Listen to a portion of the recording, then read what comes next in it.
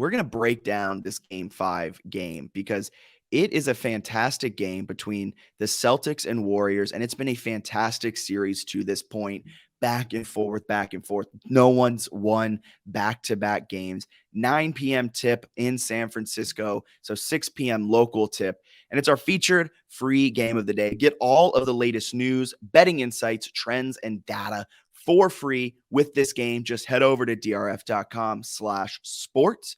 That's drf.com/sports. Make a free account and you can check out all of this free data for this game. Like I said, series is tied at 2 apiece. Both teams 1-1 at home. Boston won game 1, Warriors won game 2. Boston won game 3, Warriors won game 4. Just a complete back and forth series. We've seen some amazing performances by Al Horford and, of course, Steph Curry back in game 4. Warriors are coming off of a 10-point, 107-97 victory back at TD Garden. And now we're headed to the Chase Center in San Francisco. We're going to break down some quick betting angles that favor the Celtics and one betting angle that favors the Warriors. Celtics Ime Udoka, 17-2 against the spread in his career in road games against teams with a winning record. And the Celtics currently are +4. They were +3.5 just a few hours ago. They've moved to +4. So some money coming in on the Warriors at -3.5. Money must think they win. I don't want to spoil the pick too early, but I don't know if I fully agree with that. Celtics are also 10-2 against the spread this season, coming off of a loss by 10 points or more. And like I said, coming off of a 10-point loss. Quick stat favoring the Warriors. There's only one. They're 7-2 in home games this season. The last 2 seasons against teams that outscore their opponents by 6+ points. So against good teams, they're pretty good. So both of these teams play really good basketball, and that comes to no surprise to anyone. A couple keys to the game, in my opinion. We'll see how it goes. But Jason Tatum, he's got to do either be a complete playmaker or more of a scorer. He's coming off of a 35% shooting night where he dropped 23 points in 43 minutes. But the real negative key is that he had 6 turnovers, and that's just not great in a close game. He's not eclipsed the 30-point mark since the Miami Heat Eastern Conference Finals series on May 23rd. A bunch of high 20-point performances, but nothing insane. He hasn't really taken the game over. I mean, you could argue he took game 1 over, but that was through his playmaking and his assist abilities, and he just hasn't been able to replicate that since. And he needs to kind of have a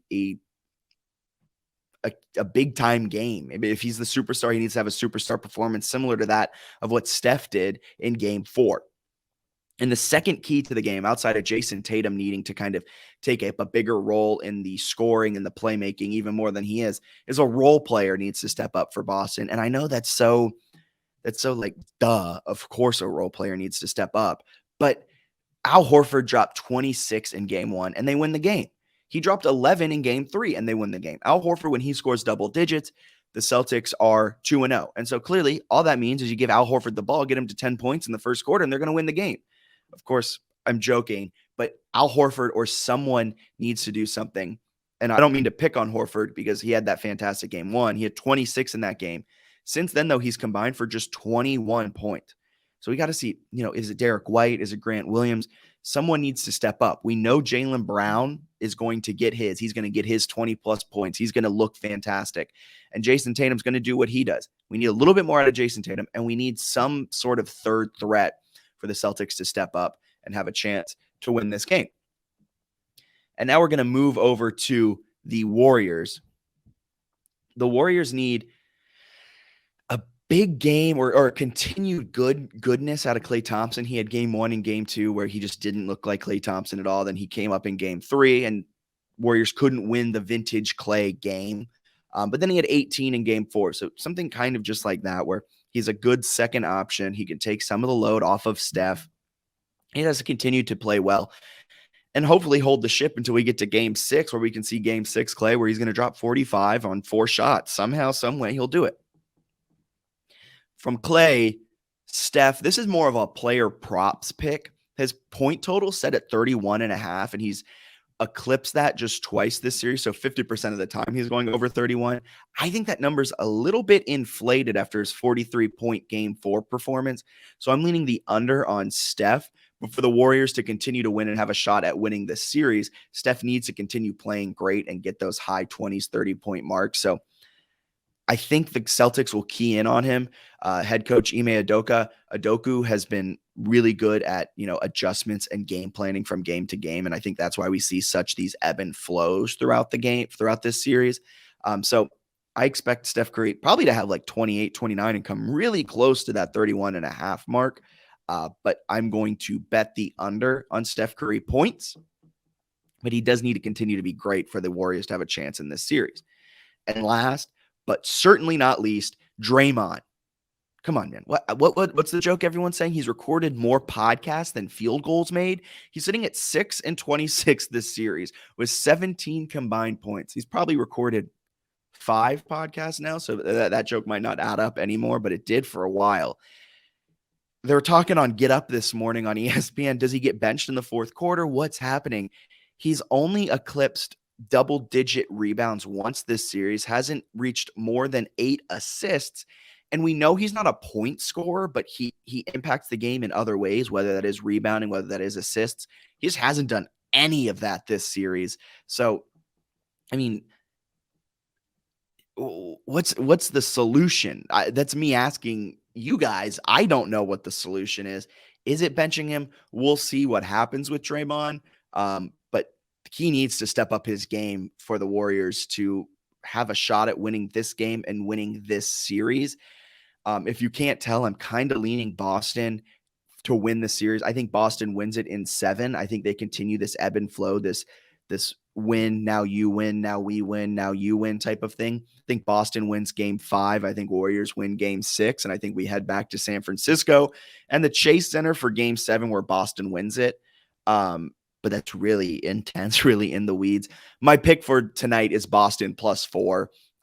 I'd even bet Boston money line at +155.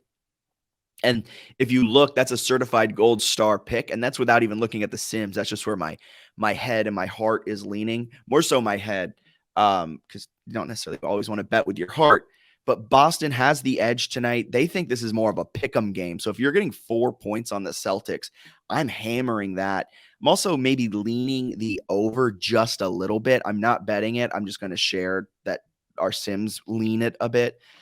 My big time bet is Boston +4, Boston money line, and Boston to win this series in 7. I think you can get better odds now, tonight, for Boston to win this series than you will tomorrow morning, because I believe Boston wins this game.